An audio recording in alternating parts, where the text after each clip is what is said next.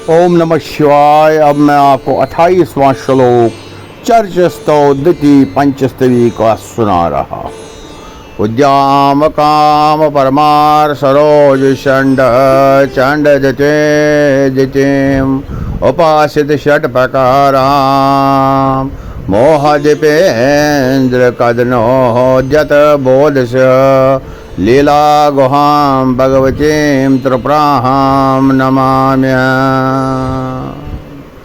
हे माँ, सीमा रहित था पारमार्थिक इच्छा रूपी कमल सरोवर को प्रफुल्ल करने वाली के लिए प्रचंड सूर्य के जैसी प्रकाश वाली योग के 6 अंगों से उपासना की जाने वाली मोह रूपी हाथी को मारने के लिए तैयार बैठी ज्ञान रूपी शेर की लीला गुफा बनी हुई भगवती त्रिपुरा भगवती को नमस्कार है।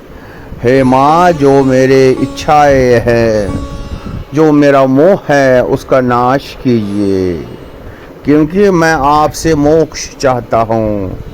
मोह का नाश होना, मोह का क्षय होना मतलब होता है मोक्ष।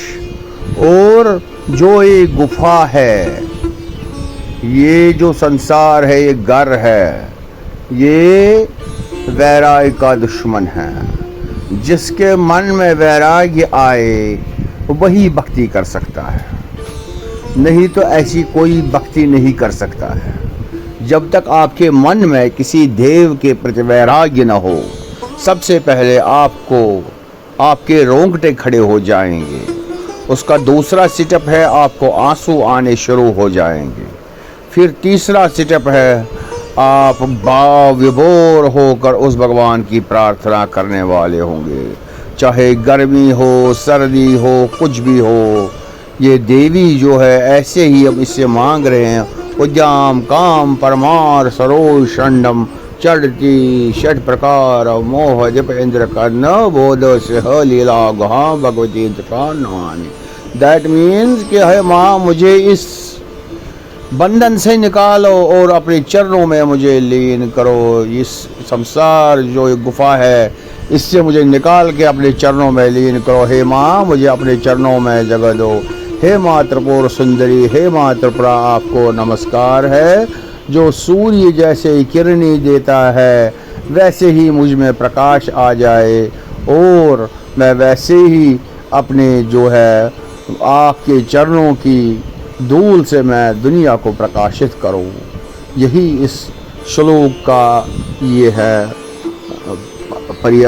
ये अपना मतलब है इसका।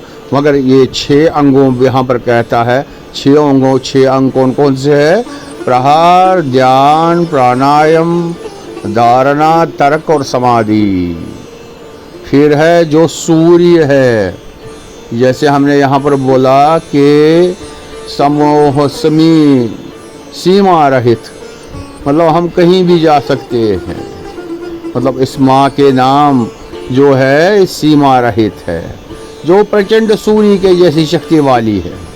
और ये क्या है कि जो मोह रूपी हाथी है, जो हमको पकड़े हुए है, हाथी ने हमें पकड़ा हुआ है। इस मोह ने, इस मोह का क्षय करने, इस हाथी को मार डालो, इस मोह को मार डालो। मोह का क्षय करो, दैट मीन्स मुझे मोक्ष दो। हम इसी श्लोक में भगवत से मोक्ष मांगते हैं। इससे ऊपर कौन सा श्लोक होगा? और हम आगे मैं जब पढ़ूंगा, आगे जब श्लोकों का वर्णन करूंगा।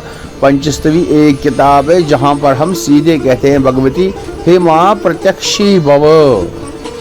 जो 5वां तव है, उसमें हम कहते हैं भगवती को, हे माँ, आप हमारे सामने प्रत्यक्ष आइए और हमें दर्शन दीजिए। मैंने आज तक कोई किताब पढ़ी नहीं जिसमें लिखा है कि आप हमें दर्शन दो, आप प्रकट हो यहाँ पर। हम माँ को यहाँ पर बोलते हैं कि हे माँ, आप प्रकट हो। हे पार्वती, हे गिरिनंदिनी, हे महिषासुर मर्दिनी, हे त्रिपुर सुंदरी माँ, आप यहाँ प्रकट हो। ओम नमः शिवाय।